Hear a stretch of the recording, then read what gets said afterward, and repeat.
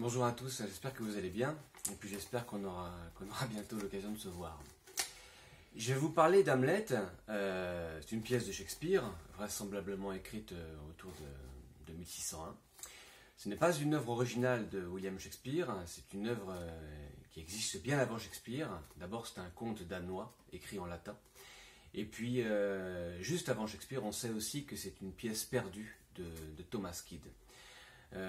C'est donc une œuvre composite, une œuvre qui s'est écrite en plusieurs siècles, et c'est aussi la plus célèbre de toutes les pièces du répertoire, celle dont on dit qu'elle est la pièce des pièces.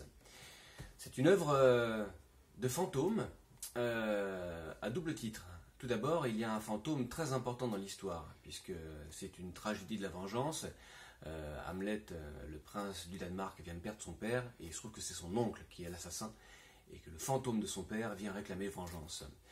Donc c'est une pièce de fantôme dans l'histoire, mais c'est aussi pour moi une pièce hantée par tout un tas de fantômes qui ne sont pas nécessairement dans l'histoire, mais qui font partie de l'histoire de la pièce. Je m'explique.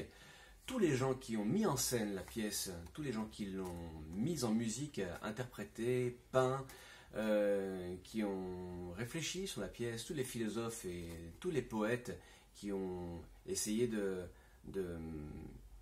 créer autour de cette pièce, sont pour moi aujourd'hui des fantômes de la pièce, font partie intégrante de l'histoire de la pièce dans l'histoire du théâtre. Et ce qui pourrait apparaître comme paralysant, cette multiplication des sources et des références, est pour moi un des sujets les plus importants de la pièce. Et ce sujet rejoint un petit peu la problématique du héros. Comment est-ce qu'on fait pour ne pas être paralysé?